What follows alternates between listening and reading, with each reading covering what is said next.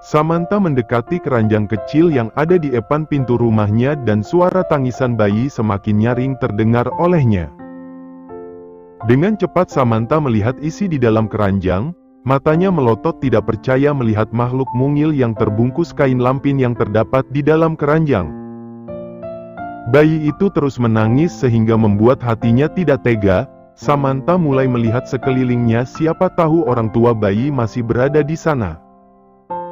Tapi area perumahan di tempatnya tinggal sangat sepi, entah siapa yang tega meninggalkan makhluk kecil itu di sana.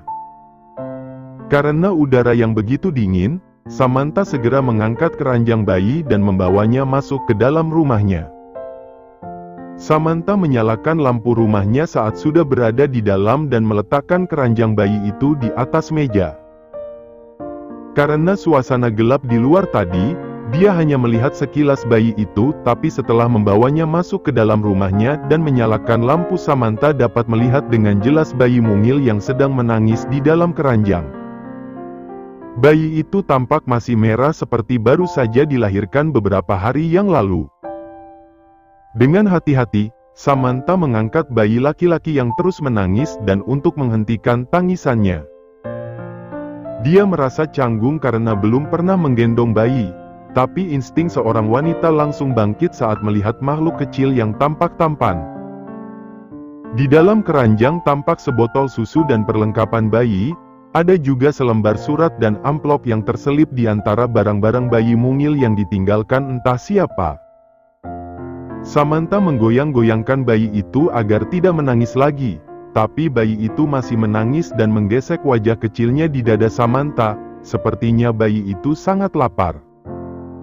Samantha segera duduk di atas kursi dan meraih botol susu yang ada di dalam keranjang. Dia tidak tahu harus bagaimana terhadap bayi yang baru saja dia temukan dan bayi itu masih saja terus menangis, tapi yang penting sekarang adalah, dia harus menghentikan tangisan bayi itu terlebih dahulu. Saat dot susu menempel di mulutnya, bayi itu segera menyedot susu yang berada di dalam botol. Samantha tersenyum karena bayi itu sangat lucu. Entah siapa yang tega meninggalkan bayinya di cuaca yang sedang dingin-dinginnya di mana salju mulai turun. Makhluk kecil itu tampak terlelap saat susu yang berada di dalam botol sudah habis. Dengan hati-hati Samantha membawa bayi itu masuk ke dalam kamarnya dan meletakkan bayi mungil itu ke atas ranjang. Setelah memastikan bayi itu sudah terlelap, Samantha segera keluar untuk melihat isi keranjang yang dia tinggalkan di luar sana. Dia mulai membuka perlengkapan-perlengkapan bayi yang sengaja ditinggalkan oleh orang tuanya. Di sana ada beberapa potong pakaian bayi dan sekaleng susu formula. Ada juga sebuah mainan bayi dan beberapa popok bayi. Setelah melihat perlengkapan bayi yang ada, Samantha mulai meraih surat yang terselip di antara perlengkapan bayi. Dengan hati-hati Samantha mulai membaca surat yang ditulis menggunakan tangan oleh ibu bayi. "Tolong jaga bayi kecilku, maaf aku terpaksa harus meninggalkannya karena aku tidak ingin sampai kedua orang tuaku tahu jika aku sudah memiliki seorang anak sebelum menikah. Pacarku tidak mau bertanggung jawab sehingga aku terpaksa melahirkannya secara diam-diam. Aku juga tidak bisa membawa anak ini ke rumah orang tuaku. Karena aku masih kuliah sehingga aku tidak bisa membesarkannya. Aku sangat berharap yang menemukan bayiku dapat merawatnya dengan baik. Terima kasih." Itulah isi surat yang ditulis oleh ibu bayi malang yang dia temukan. Samantha mendesis dan melemparkan kertas itu di atas lantai. "Orang tua tidak bertanggung jawab. Kalian hanya mau enaknya tapi tidak mau menerima akibatnya. Seharusnya kalian tahu akibatnya saat melakukan itu." Makinya dengan tajam. Seandainya saat ini dia melihat ibu yang telah tega meninggalkan bayi itu, pasti akan dia hajar habis-habisan.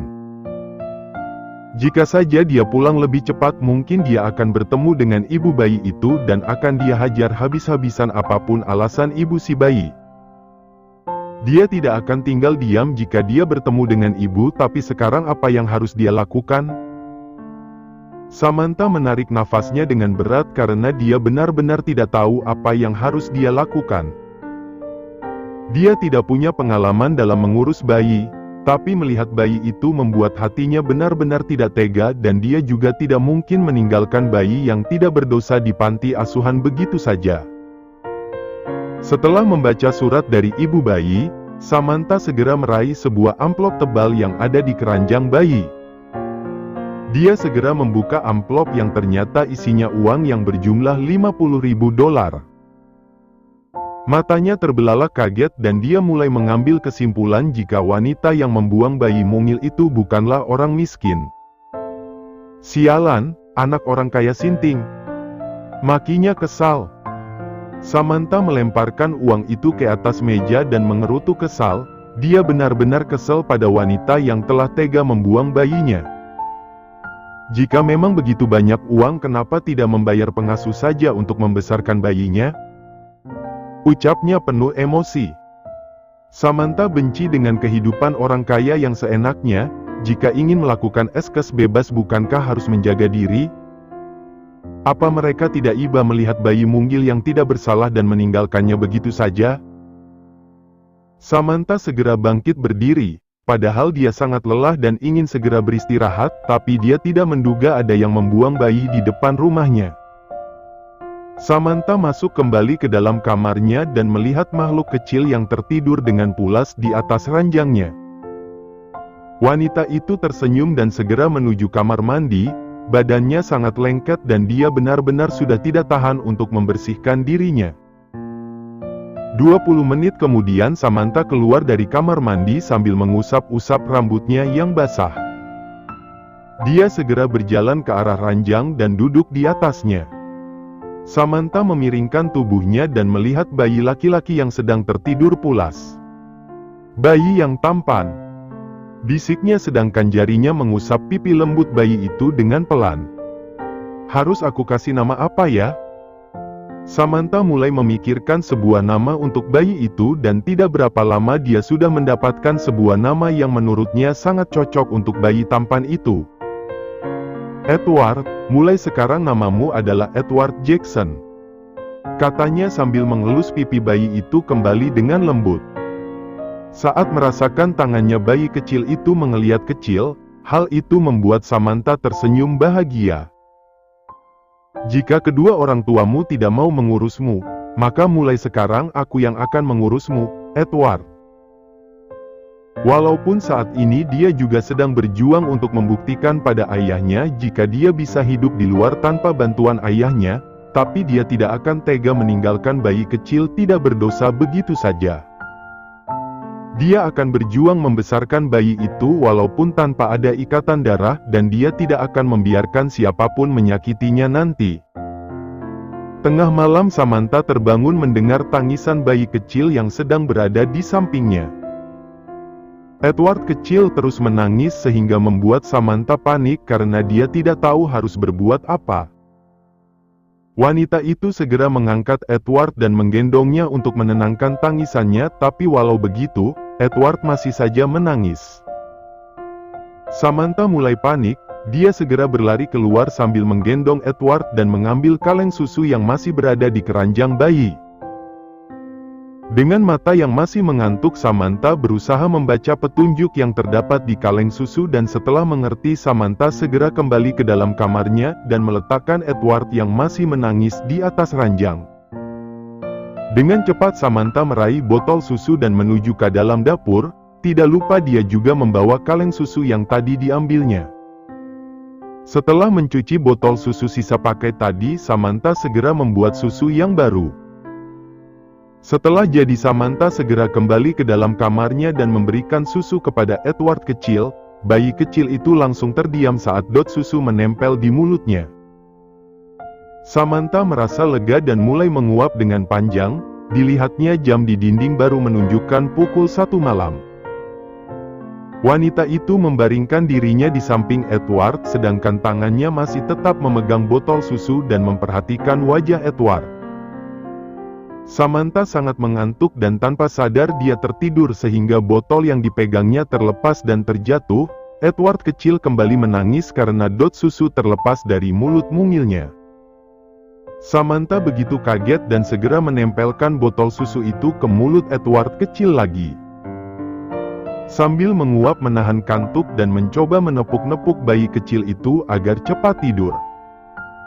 "Tidur ya sayang. Tante.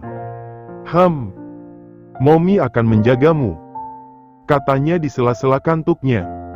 Tanpa sadar ada perasaan bahagia saat menyebut dirinya, Mommy. Apakah ini perasaan seorang wanita jika sudah punya anak?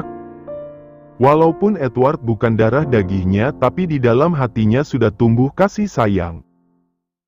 Setelah memastikan Edward telah tidur, Samantha pun memejamkan matanya dan tidur di samping Edward kembali. Keesokan harinya Samantha terbangun saat mendengar suara kecil di sampingnya. Edward kecil sudah terbangun dan bergumam kecil. Samantha tersenyum dan diciuminya pipi lembut Edward. "Selamat pagi sayang," katanya. Melihat bayi itu membuat hatinya begitu bahagia, Samantha segera bangkit dari tidurnya dan segera berjalan ke arah kamar mandi. Dia mencuci wajahnya sejenak dan menggosok giginya. Setelah itu Samantha membuka pakaiannya untuk mandi. Baru saja wanita itu menyalakan air shower dan berdiri di bawahnya, tiba-tiba Edward kecil menangis. Samantha langsung panik dan dengan cepat wanita itu meraih handuk dan melilitkan handuk ke tubuhnya. Dia segera berlari keluar untuk melihat bayi kecilnya. "Kenapa sayang?" tanyanya khawatir. Samantha langsung melihat Edward kecil menangis dengan kencang. Dia sangat bingung apa yang sebenarnya terjadi. Dia berusaha menggendong Edward untuk menenangkannya, tapi Edward tidak juga berhenti menangis. Dia semakin panik dan kembali membaringkan Edward di atas ranjang. Samantha memeriksa dengan teliti dan memegang popok Edward yang sudah penuh. Pasti karena hal itu yang membuat Edward menangis.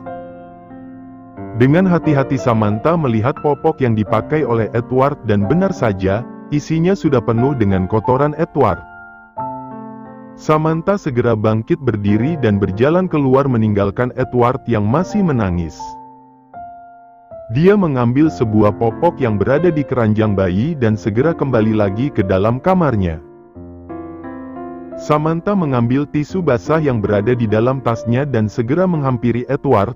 Beruntunglah dia selalu menyimpan tisu basah untuk dia gunakan. Wanita itu menarik nafasnya sebelum membuka popok Edward yang sudah penuh, kemudian dia menahan nafasnya saat membuka popok itu. Samantha merasa sangat jijik, tapi dia tidak bisa berlama-lama menahan nafasnya. Dengan cepat dia membersihkan kotoran Edward dengan tisu basah dan memakaikan popok baru untuk pria kecil itu. Edward tertawa kecil saat sudah merasa nyaman, sedangkan Samantha segera menarik nafasnya saat semuanya sudah selesai. Ini benar-benar pelajaran baru untuknya dan dia tidak menyangka menjadi seorang ibu sangat sulit. Ini baru hari pertama, apa dia sanggup untuk membesarkan Edward? Aku harus segera mencari pengasuh bayi, pikirnya dalam hati. Setelah Edward tidak menangis lagi, Samantha kembali ke dalam kamar mandi untuk melanjutkan mandinya yang tertunda dan setelah selesai mandi, dia segera menggunakan pakaiannya. Samantha kembali ke atas ranjang dan segera membaringkan dirinya di samping Edward sambil menatap layar ponselnya. Walaupun dia bertekad untuk membesarkan Edward, tapi dia harus bekerja. Jika tidak, bagaimana dia bisa mendapatkan uang untuk makan? Tidak mungkin bukan dia pulang ke rumahnya membawa Edward yang bukan anaknya dan memohon pada ayahnya. Yang paling pertama dia cari adalah seorang pengasuh bayi. Dia butuh seorang pengasuh karena dia juga tidak bisa menjaga bayi itu. Setidaknya ada yang menjaga Edward saat dia bekerja supaya dia juga tenang.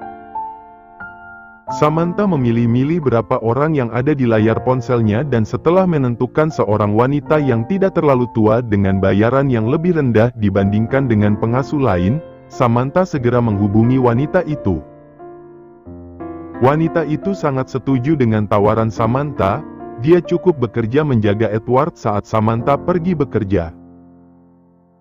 Setelah Samantha kembali, pengasuh itu bisa pergi. Samantha terpaksa melakukan ini karena jika meminta pengasuh itu bekerja seharian maka dia akan benar-benar bangkrut karena rata-rata bayaran seorang pengasuh bayi di sana sangat mahal. Pengasuh itu pun setuju untuk langsung bekerja dan hal itu benar-benar membuat Samantha lega. Setelah mendapatkan apa yang diinginkannya, Samantha segera bangkit berdiri dan membawa botol susu untuk mencucinya dan ingin membuatkan yang baru sebelum Edward kecil menangis. Setelah selesai membuat susu, Samantha melewati keranjang bayi dan matanya menangkap amplop yang semalam dia lemparkan di atas meja. Samantha segera meraih amplop itu dan mengambil surat yang ditulis oleh ibu Edward. Jika suatu saat ibu dari Edward kembali maka akan dia lemparkan uang beserta surat itu di depan wajah wanita yang telah tega menelantarkan anaknya. Apapun yang terjadi pada Edward nanti, dia tidak akan menggunakan uang yang ditinggalkan oleh ibu Edward karena dia tidak mau orang yang telah tega membuang bayinya sendiri ikut andil dalam pertumbuhan Edward. Dia juga takut saat ibu Edward datang meminta Edward kembali akan berkata jika dia membesarkan Edward menggunakan uang itu. Lebih baik dia simpan uang dari wanita yang telah tega membuang anaknya sendiri. Dengan keranjang bayi di tangannya, Samantha masuk ke dalam kamarnya kembali dan meletakkan keranjang itu ke dalam lemari. Dia masih bisa bekerja dan dia yakin dia mampu memenuhi kebutuhan Edward tanpa menyentuh uang yang ditinggalkan oleh ibu bayi itu. Ini bukan masalah ego, ini dia lakukan supaya saat ibu Edward datang dan mengungkit masalah uang yang dia tinggalkan, dia akan melemparkan uang itu sebagai bukti jika dia membesarkan Edward tanpa menyentuh uang itu sama sekali. Tapi dia berharap, siapapun yang membuang Edward, tidak pernah datang ke sana untuk mencari Edward.